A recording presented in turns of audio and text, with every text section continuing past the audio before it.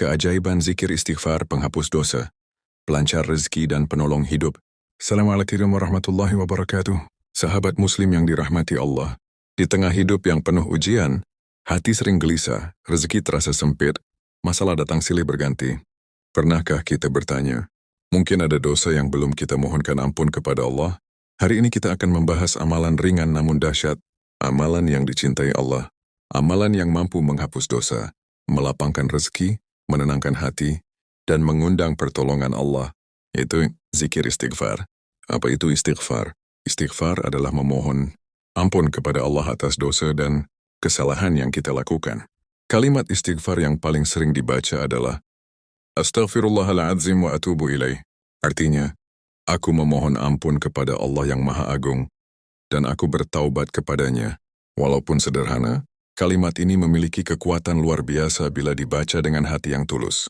Bahkan Rasulullah, yang sudah dijamin masuk surga, tetap beristighfar lebih dari 70 kali sehari. Ini menunjukkan bahwa istighfar bukan hanya untuk orang yang banyak dosa, tetapi kebutuhan setiap manusia. Keutamaan istighfar. Allah berfirman dalam Al-Quran, bahwa istighfar dapat mendatangkan keberkahan dari langit dan bumi. Orang yang memperbanyak istighfar akan diberikan rizki, hujan, keturunan, kebun, dan sungai-sungai. Istighfar bukan sekadar ucapan di lisan, tetapi jalan menuju pertolongan Allah. Ketika hati penuh dosa, hidup terasa berat. Namun saat kita kembali kepada Allah dengan istighfar, hati menjadi lebih tenang. Kadang masalah hidup bukan karena kurang usaha, tetapi karena kita kurang memohon ampun kepada Allah. Istighfar pembuka rezeki. Banyak ulama menjelaskan bahwa istighfar adalah salah satu pintu rezeki. Ada orang yang bekerja keras siang malam namun hidup terasa sempit. Ada pula yang rezekinya datang dari arah yang tidak disangka-sangka. Salah satu rahasianya adalah memperbanyak istighfar, karena dosa dapat menghalangi datangnya rezeki.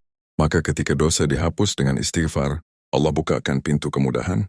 Mulailah biasakan membaca istighfar setelah sholat, saat berkendara, sebelum tidur, ketika sedih, bahkan saat menunggu sesuatu.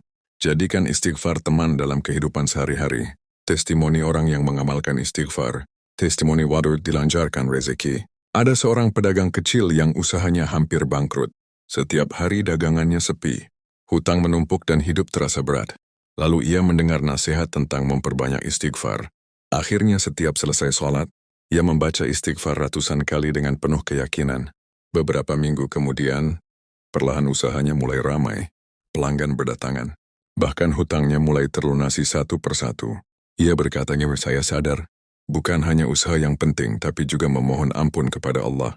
Testimoni dua hati menjadi tenang. Ada pula seseorang yang hidup dalam kecemasan dan sulit tidur. Pikirannya penuh masalah. Hatinya gelisah setiap malam. Kemudian ia mulai membiasakan membaca Astaghfirullah, Astaghfirullah, Astaghfirullah. Setiap sebelum tidur, lama-kelamaan hatinya menjadi lebih tenang. Tidurnya lebih nyenyak, dan pikirannya tidak lagi seberat dulu. Karena istighfar mampu membersihkan hati yang kotor oleh dosa dan beban dunia. Testimoni 3 dimudahkan dari masalah.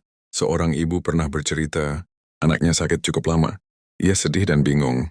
Di sela doanya, ia memperbanyak istighfar setiap hari. Bukan hanya meminta kesembuhan, tetapi juga memohon ampun kepada Allah.